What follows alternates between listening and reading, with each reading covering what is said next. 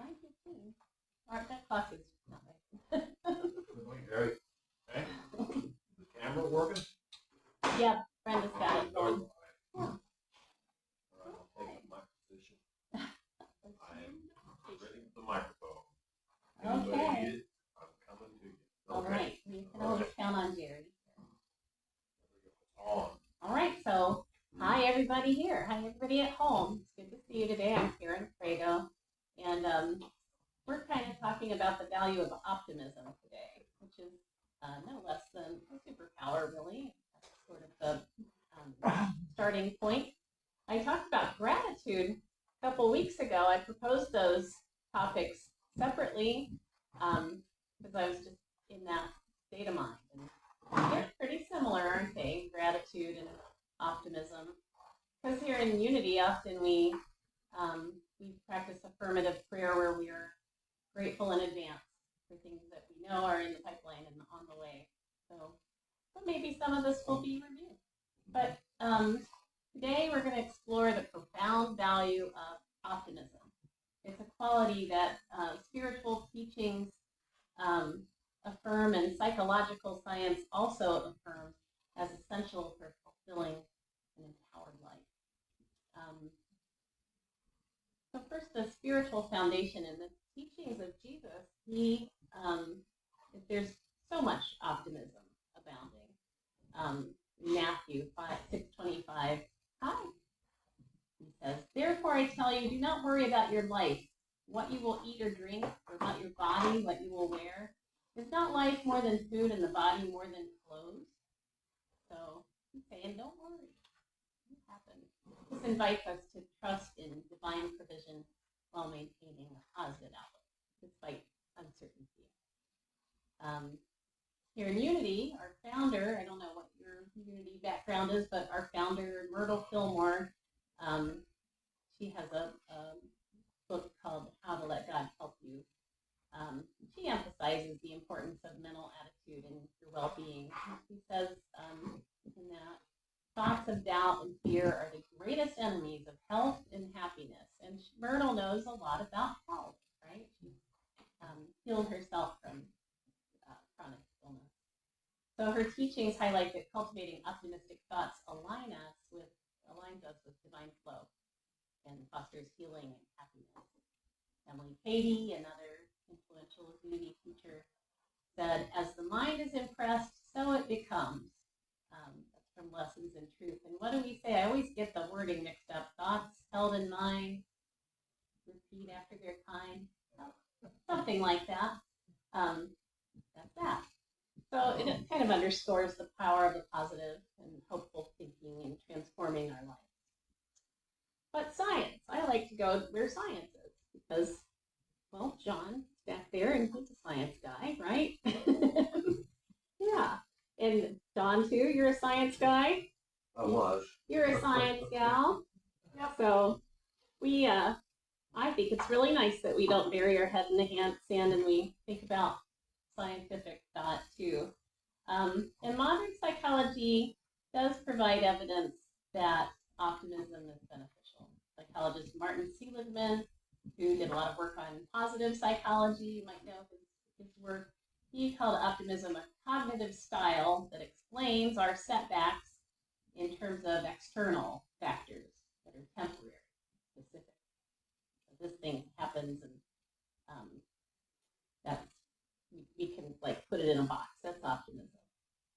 He has a book, Learned Optimism, 2006, emphasizes that optimistic outlooks are linked to better mental health, resilience, and overall well-being. Seems true, doesn't it? We all probably know people who will gather and worry and fret. I'm married to a person like that. If there's something happens, we think of 15 negative consequences. And so I try to maintain my, what we try to maintain. Look on the bright side. For some of us, it is ingrained, and we can do that automatically, and some of us have to work at it. I'm somewhere in between. John has a thought. So in the 70s, I studied Martin Seligman in school. Oh, really? And at the time, he was doing learned helplessness. That was his first big thing. He took the rats and trained them to do things. And then he trained that no matter what they did, they got shocked and they got depressed and anxious. So that, because they just learned that no matter what they did, bad outcomes occurred and creating mental illness and then flip side. So something switched in him. I'm going to look at the other side of that coin. Yeah. So it's fun that the marriage of science and some of this. I love Alan Gordon's working a way out. He's a scientist, a doctor, and using MRIs. He has a technique, and then people are being healed of chronic pain and illnesses. He doesn't understand that part, but so all he's basically saying is, you told your brain something bad was going to happen here, so all you got to do is keep telling your brain that everything's safe and everything's okay and it's safe, and that's what's healing the people. So mindset is the origin of illness. That's interesting.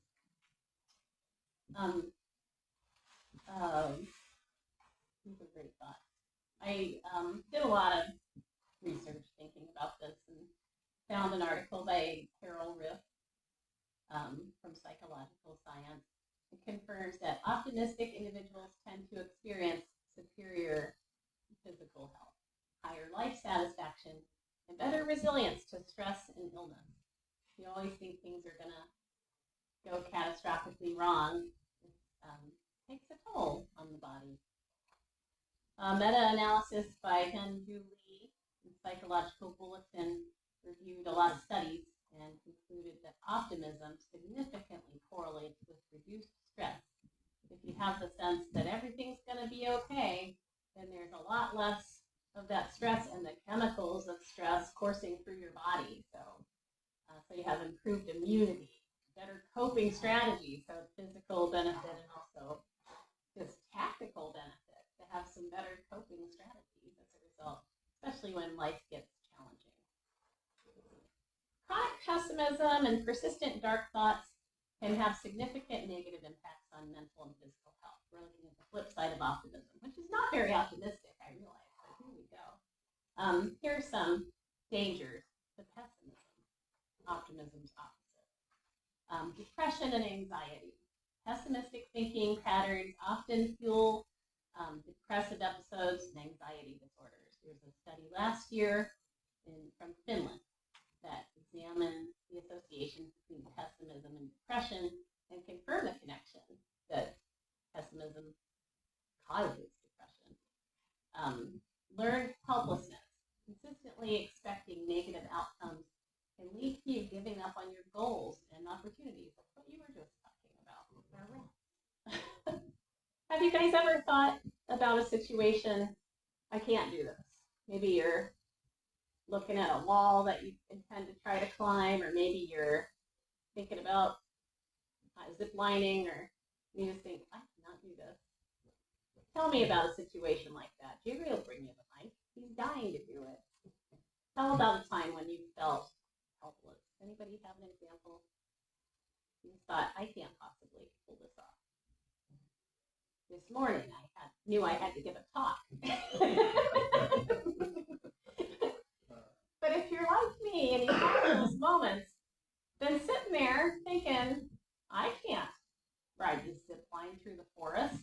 I weigh too much, I'm too ungainly and clumsy, and I'm going to kill myself. Then I'll bet you're going to have a harder time doing it than if you think, this could be fun. Let's give it a whirl, right? You have a thought. So when I was diagnosed with multiple personality disorder, and I read the material about that, and it was like, oh my gosh, oh my gosh. Yeah. And there was not much hope at all. So instead of, I did that for a little while, it wasn't fun. Then I said, okay, I'm going to go in and I'm going to meet my future self who has figured this out. Oh, interesting. And actually did some work to do that, and was able to shift it with that, even though there still was no hope. My future self said there was. So I love that. it's interesting because reading and learning is so good, but you can also go down a very bad rabbit hole, can't you? If you everything that you read confirms the opposite of optimism. If everything that you read, and I do it politically, I think, oh my God, this will happen and this will happen, and that shit's been happening, right? But it's pretty freaking dark out there sometimes.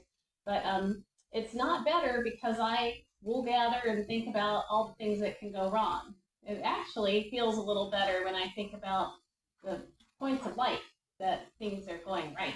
That gives me hope, and I think anybody who regards, I don't know your political views, but anybody who sees something happening to the good, I think it lifts you. It makes you feel empowered to create more good.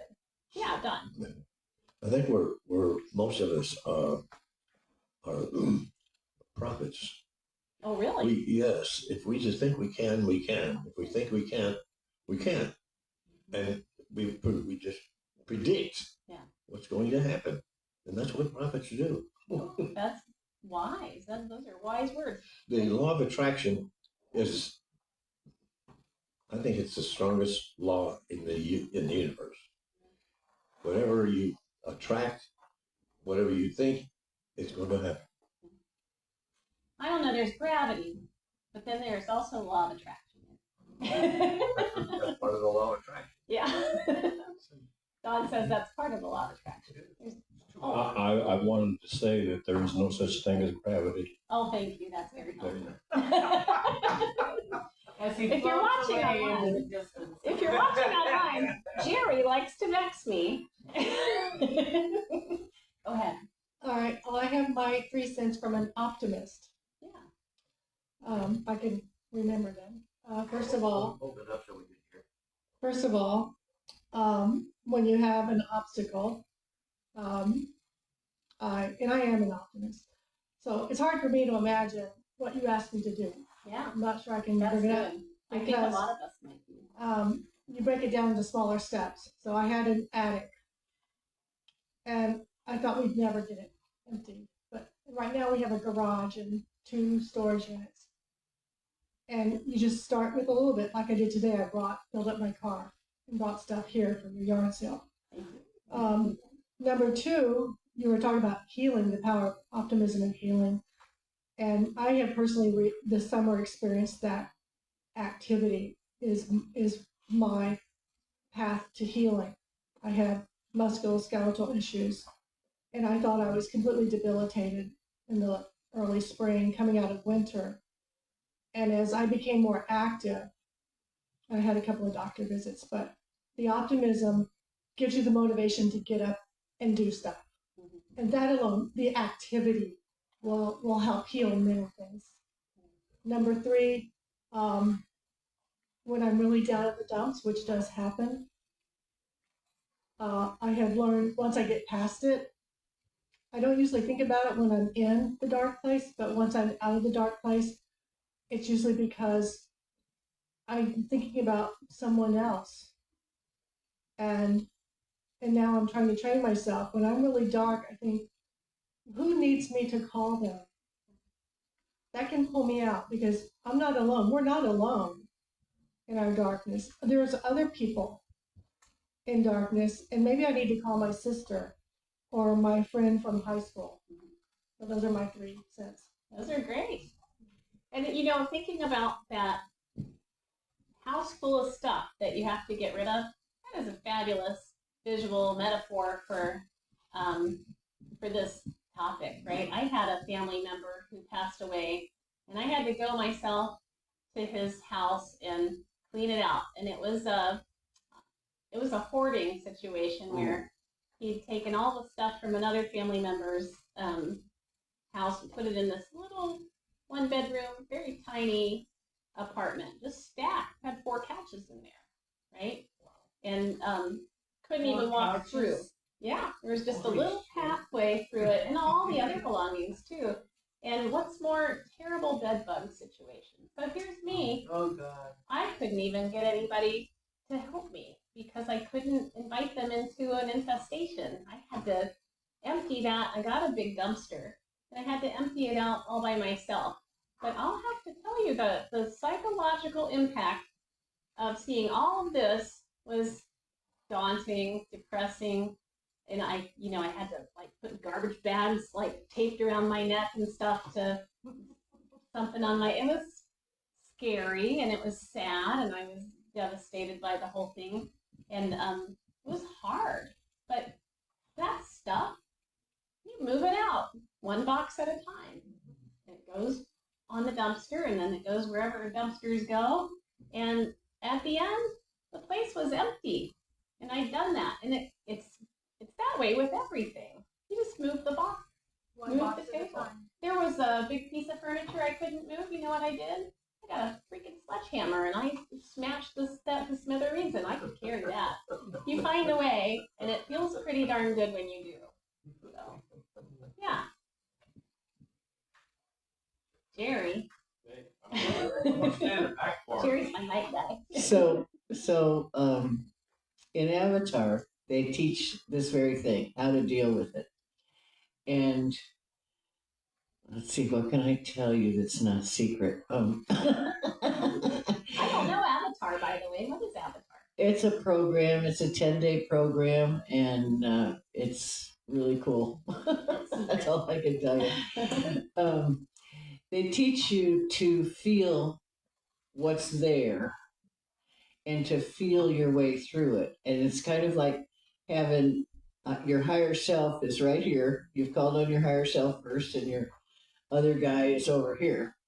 And so your higher self is always watching you and keeping you focused as you feel through whatever this thing is.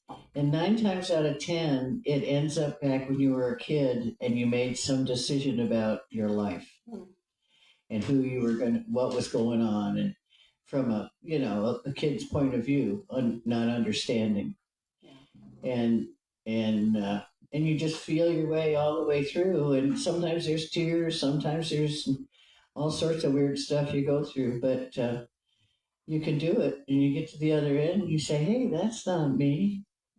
You know what I think optimism is for me is picturing the other side, picturing those rooms empty, or picturing what the positive outcome that you want. That's optimism, and it's also a very powerful tool for living. To just skip all the nonsense and see the Well, that's what your higher self is doing. It's holding that space. Okay, she says that's what the higher self is doing. She didn't say who the other guy was. That must Ego. be the secret. Ego. Gotcha. There you go. Yeah. Very good. Did you have a question or a thought? I have a thought. Excellent. Well, we'll hear from Brenda, and then we'll hear from you. Well, back in 2012, I bought an RV that had been fire damaged. And I went and bought the material to start putting the ceiling back in it.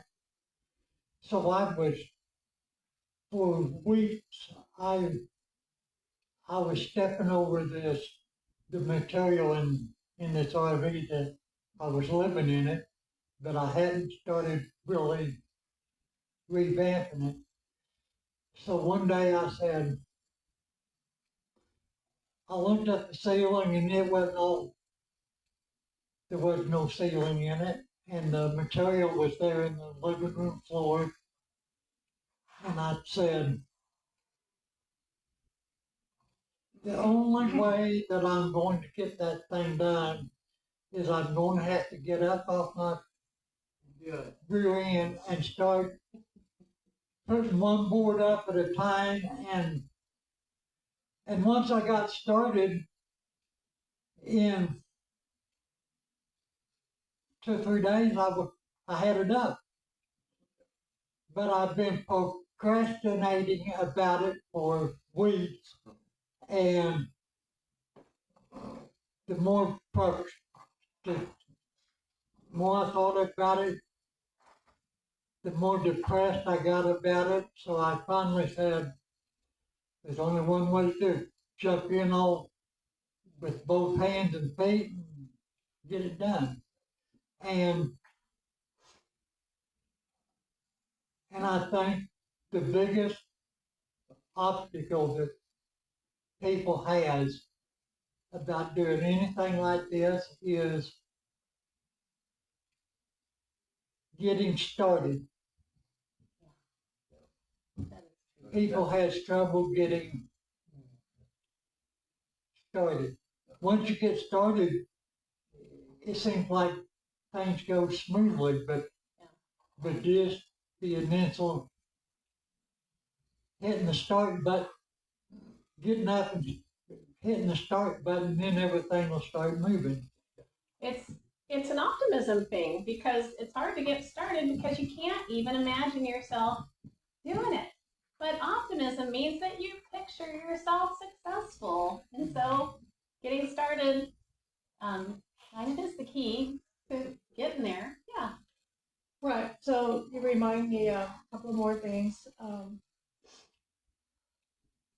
When you got to fix that ceiling, is I try to tell myself, well, how long will it take? So some of my jobs might, like I've learned to get the dishes in the dishwasher maybe takes 5 minutes.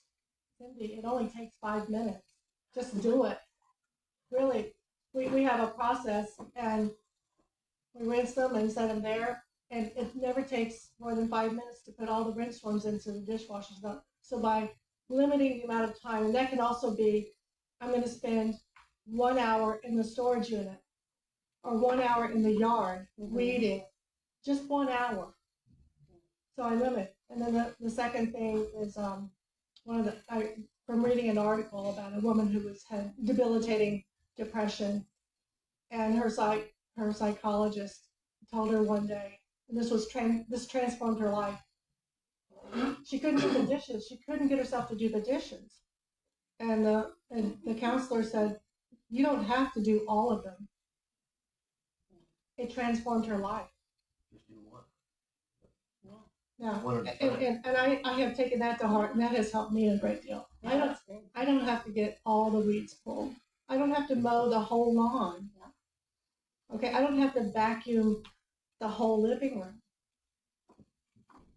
You know, these are great suggestions for, just efficiency in life, and I didn't expect that today. This is really good stuff. Part of our conversation earlier, and I can't remember what set me off on this, but I was thinking about this joke you often hear in evangelical circles about the guy, floodwaters are rising. I'm sure you've heard this. Floodwaters are rising, and he's like, God, save me. The flood's coming. I don't want to drown. Please, God. The boat comes by, and the guy's like, come on, get in the boat. He's like, nope. God's going to save me. And another boat comes, and it's the firefighters, and they're like, come on. Nope. God's on his way. A helicopter comes, and we're going to get you. Come on, grab the rope. Nope. God's going to save me. And then, of course, he dies. He goes before God. We'll presume he's a good guy, right? Because they have that there. He's up there. He's like, God, why didn't you save me? And God says, of course. I sent 2 boats and a helicopter. So, an evangelical mindset will see this as meaning God helps those who help themselves. I think a Unity understanding of that joke, kind of modern parable, could be there's help all around you if you recognize it. Because guess what? We don't have to help ourselves. God helps those. Period. End of sentence. It's right there. Yeah, Jerry. Well, circumstance is neutral. What's It that? doesn't matter. The meaning you give it is the one that you'll have to live with. Yeah. And that's the problem that we have, is that we have to look at it as neutral. Yeah. If we start from neutral, we can maybe not go down so far the negative, and may find a positive in the negative.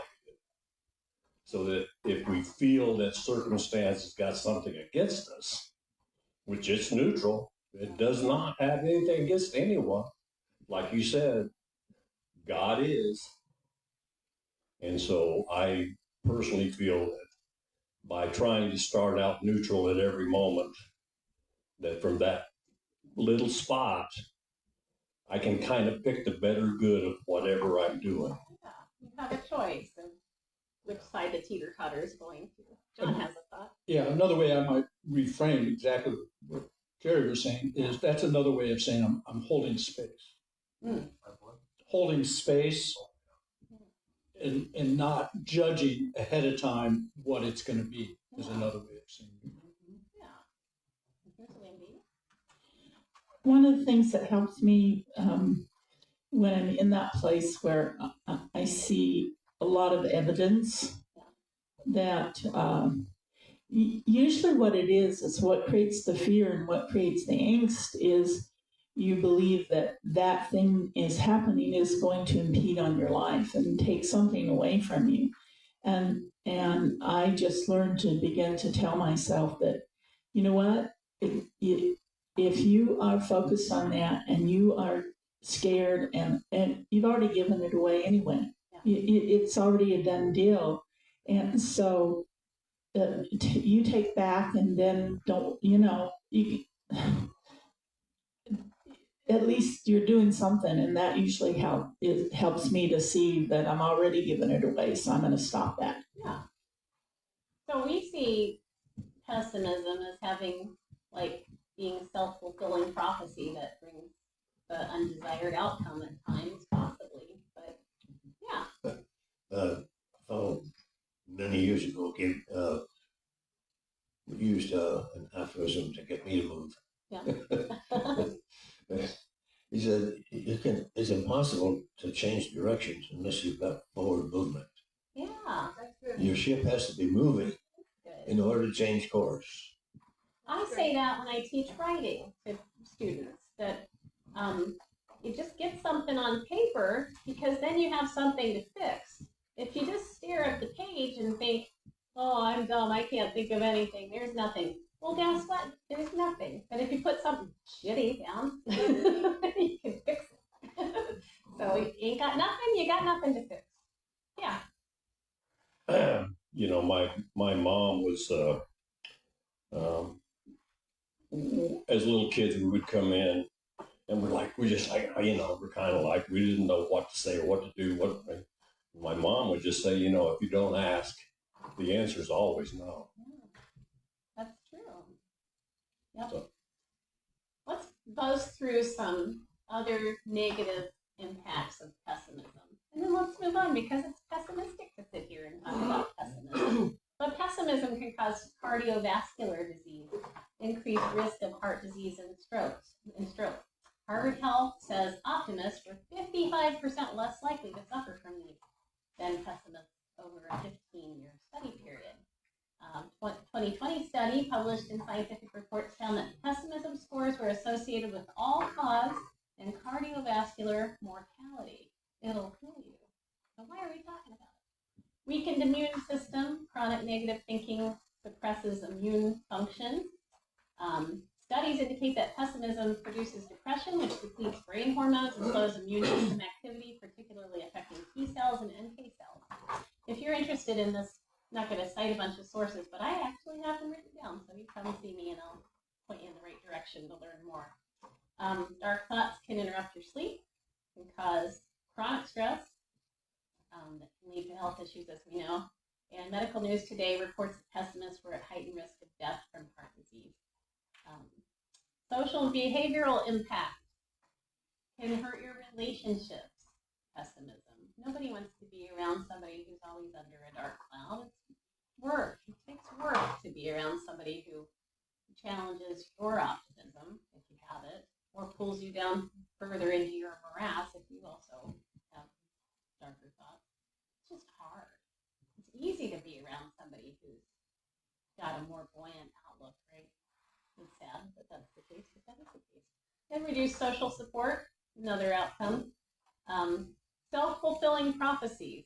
If you think something bad's going to happen, and frequently does, or even if neutral, like Jerry says, frequently you think something bad's going to happen, what you notice is the bad that happens. And you don't notice all the good that happens. So, and you can miss a lot of opportunities. If you're thinking how bad everything is, you might miss the fact that there's a chance for something good.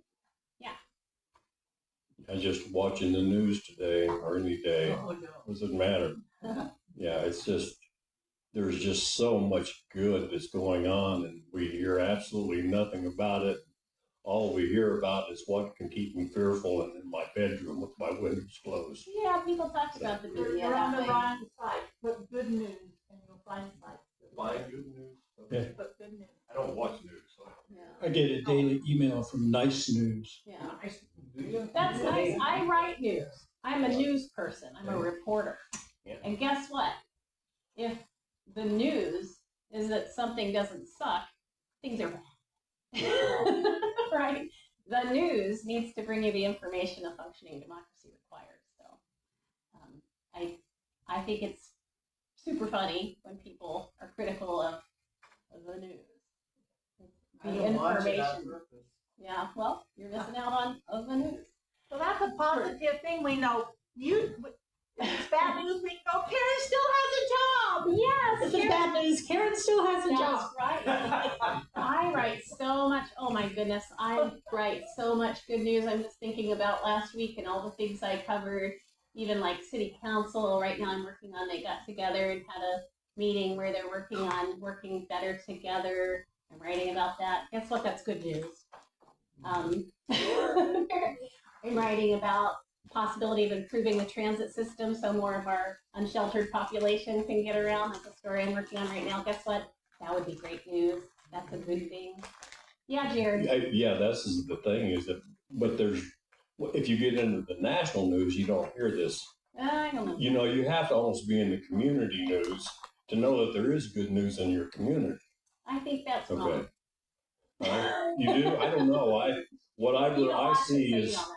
people killing people, Yeah.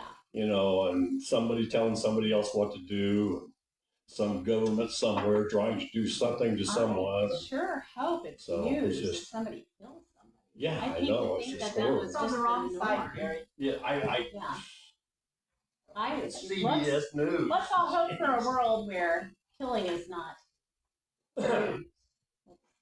Killing needs to be I don't news. know. Yeah, I know. I'm sorry, I'm so depressing, right? No, it's my field and it gets attacked a lot, and I see what I do and my peers do every day, even nationally and internationally. So it's how you any other part of life you'd say, well, it's how you receive it, it's how you perceive it. But news is just all bad. Okay, so That's why you don't watch it. yeah, because you're incapable. Okay, so also pessimism can impact your performance, decreasing your motivation, lowering your achievement level, and limiting your career if you allow it to. The good news is that pessimistic thinking patterns can be changed through cognitive behavioral therapy, through mindfulness, through building more balanced and realistic thinking habits. You don't have to judge things as wanting and failing, and you can see if there's a nugget there that's, you know, there's something on the other side. Here's Susan. An easy little thing you can do Yeah. when you're having one of those days or time periods in your life is go in the bathroom, look at the mirror, and make faces at yourself. Oh my gosh. You know, stick your tongue out. Susan, come demonstrate for our. Stick your tongue out. Go, man, you know, just make faces at yourself, and you got to crack yourself up. Did you watch Ted Lasso? Rebecca is the woman in that. She stands in front of the mirror before she has a difficult situation, and she'll go, "Roar," and she'll picture herself. She did it from the time she was a child, and it gives her this like boost of adrenaline. Yeah. Sometimes it's the only way out of stuff. Sometimes, like, I don't know what others, but sometimes I just wake up with that black cloud. Yeah. And I just Even get to you, where, Wendy. well, now I've had years of black clouds, Yeah. but now it's just, mornings. Yeah. But I just go, okay, depression, if you want to stay here today, we're cleaning toilets. And if you want to stay longer, we're scrubbing floors. And then the other thing, one time, it was a Thursday, and I woke up, not only was I depressed, but I was just angry. You ever really want to just say mean things and hurt people? And I don't know where that comes from Yeah. sometimes. Yeah. And everything. And I told Don, I said, you know what? There's no getting out of this today. So today is Pissy Thursday, and we're just going to talk bad about everybody, and we're going to talk about everything bad.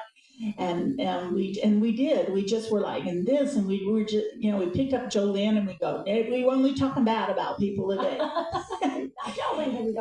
But the thing is it just turned it into fun. It just turned it into fun. And we said the only rule is that you don't turn Thursday into Prison Friday. But we just had fun.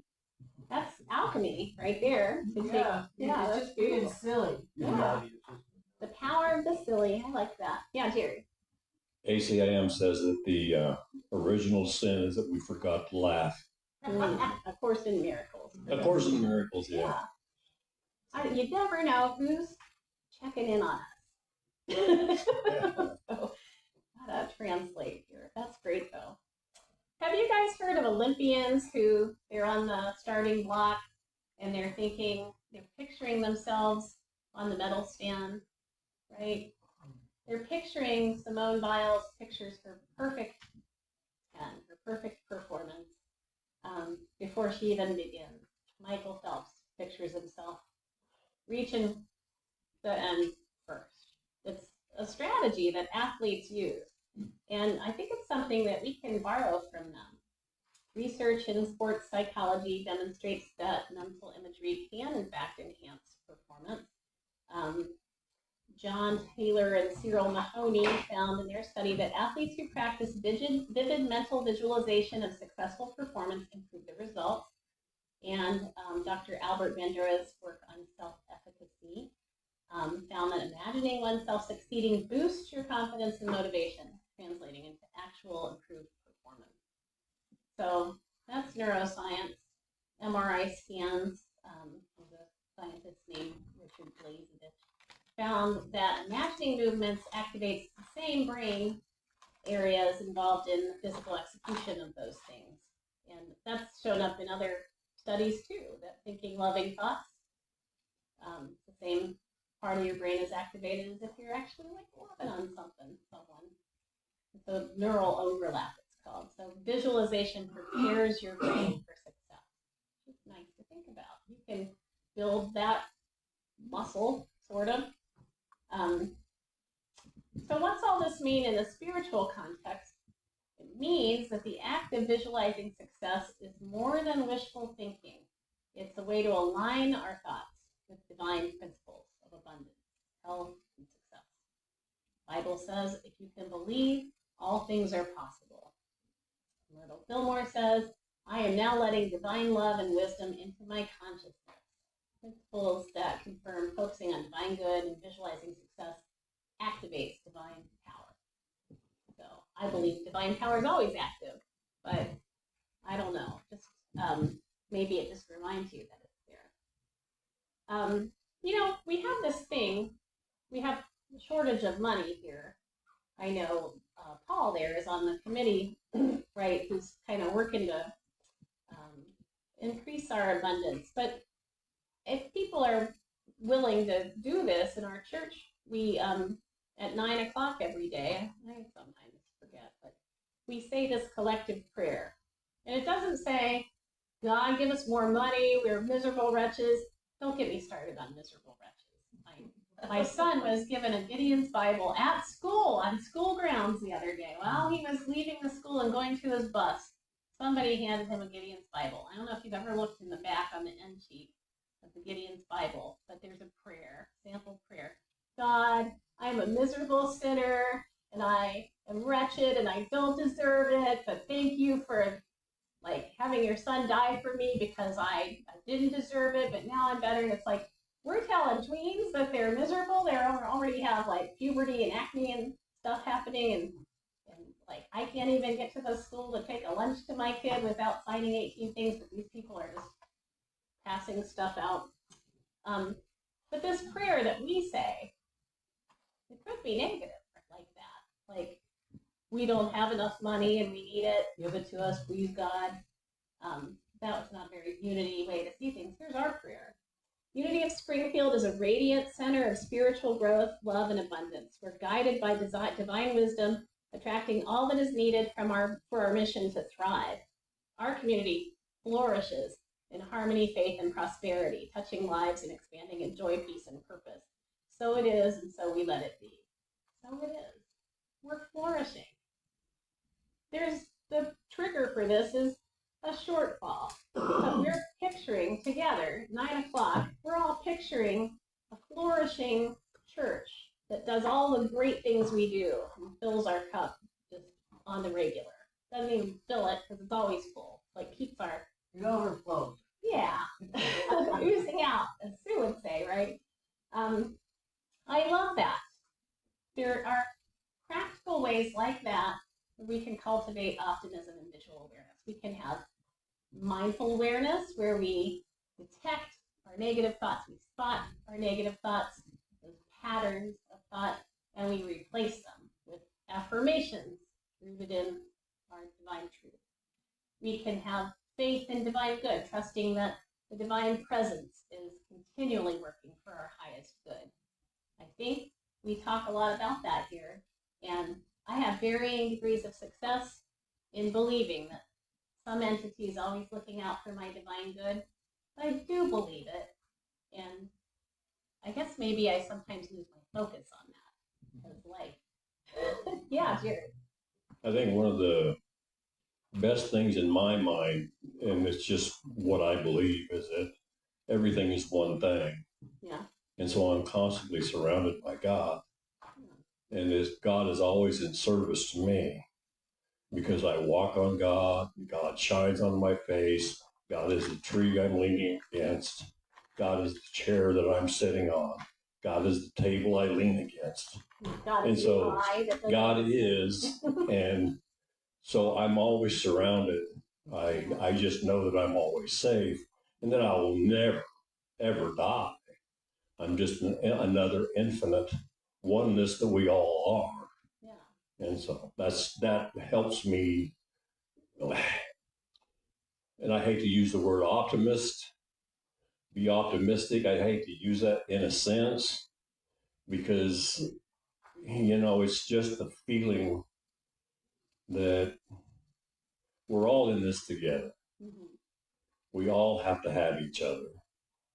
And it's in that need that I find my greatest ability to function. That makes sense. And so. Yeah, that's lovely. Yeah. And it's true, like what I kind of interrupted to say, yeah, the tree you're leaning on is God, but you're God. There's only one presence and one power is God, the good, all powerful. Yeah. At 9 o'clock, I have my alarm set on my phone, and I just love it, because that means, okay, pause the television, turn it off for a minute, and I just basically, I don't read the little prayer. I just focus on my gratitude for the church and how well it's doing and how thrilled I am that it's continuing and expanding, and yeah. And you just drop into this gratitude place when you do that. So it's cool. I do something similar. I don't read this prayer. It's just a guide if you're looking for thoughts to have. But I do make sure to when I can and when I remember to just even sometimes it's less than a minute. I'm just like,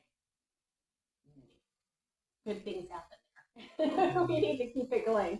And it's just this nice moment because we live in the same neighborhood, about 6 blocks from each other. I'm holding hands with Susan. Yeah, that's what it feels like. It feels like you just drop into this pool of gratitude that everyone's holding. That's a good energy to be a part of. Perfect. Gratitude practice, that's what this prayer is. It's being thankful for all the good, right? And we talked about gratitude a couple weeks ago, but if you regularly express gratitude, it shifts your mental focus from lack to abundance. And as Abraham teaches, be thankful in advance.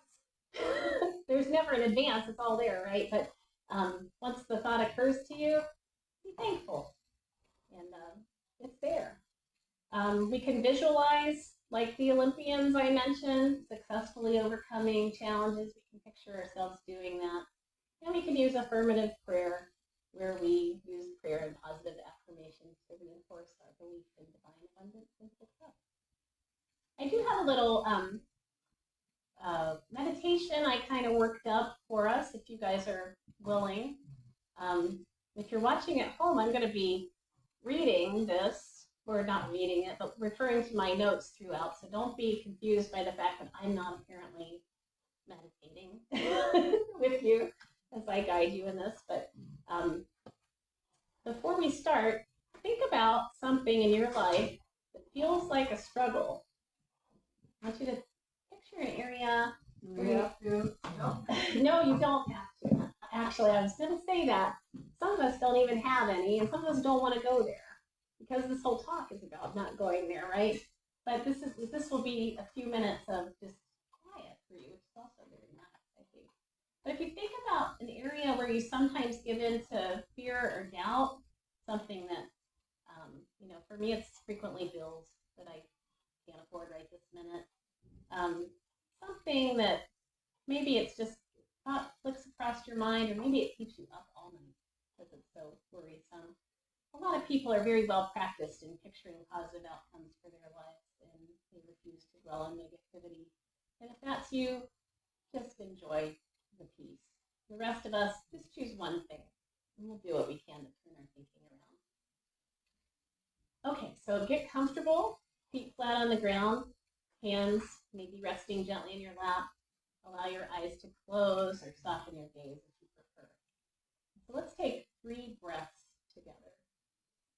We're going to do it slowly. We're going to breathe in peace. Breathe out tension. Breathe in abundance. Breathe out lack. Breathe in the presence of the divine spirit. Breathe out the stuff that doesn't serve you.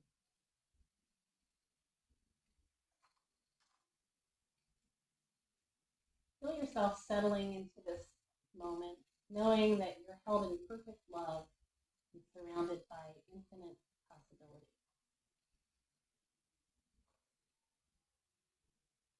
Now, imagine a golden light that begins to glow at your center, maybe in your heart space. You see it as the light of divine love and wisdom. And with each new breath, breathing normally now, with each breath, feel it growing. It gets brighter, it gets warmer, and expands through your body. As the light fills you, be aware that this is the same creative power that made the stars, and it made you, and it made everything you've ever known or seen, the stump you lean against, the chair you're sitting in. The light and the power are not separate from you. They are you. They express through your unique, precious life. You're one with the divine mind. Infinite possibilities flow through you now. Think of the situation we talked about. Something you've been focusing on that might go wrong. A place where fear has been your companion. Don't judge yourself for that. Just acknowledge this old pattern. And be ready to release it. Imagine each flicker of worry as a gold or orange or flame red flash of an autumn leaf. This served your purpose for a season, but the color shows it's time to let it go. Picture yourself gathering these leaves of doubt, fear, negative expectation into your hand. Make a pile. It didn't seem like there were so many moments of doubt, but over time you've developed a lot of them. Rake them with your hand. Push them into the pile. Watch the pile grow. That's all your doubt. And it's kind of beautiful. You made everything in that pile. And it's something you needed to do. Don't judge yourself for it. But now we can let it go. Picture a gentle breeze of divine love sweeping through you. Release the leaves by the handful into this holy wind. Grab a fistful and let it go. There goes your fear, transforming into particles of light as it's carried away. It's dissolving, making space for something beautiful. Take another deep breath. Let it go. You feel the spaciousness in you and the openness for good to flow into your experience. Affirm to yourself, I release all limiting thoughts and make space for divine good. Now we can vision. Where that leaf pile stood, picture a chair. Picture a throne. Make a place where you can sit and observe your thoughts. See yourself moving through your days with confidence and joy. Making decisions not from a place of fear, but from a place of wisdom and love. Picture yourself healthy, vibrant, energetic. Peace is all around you. The perfect resolution is unfolding, and you don't have to do anything but allow it to work unimpeded. Divine Source has this, and it always will.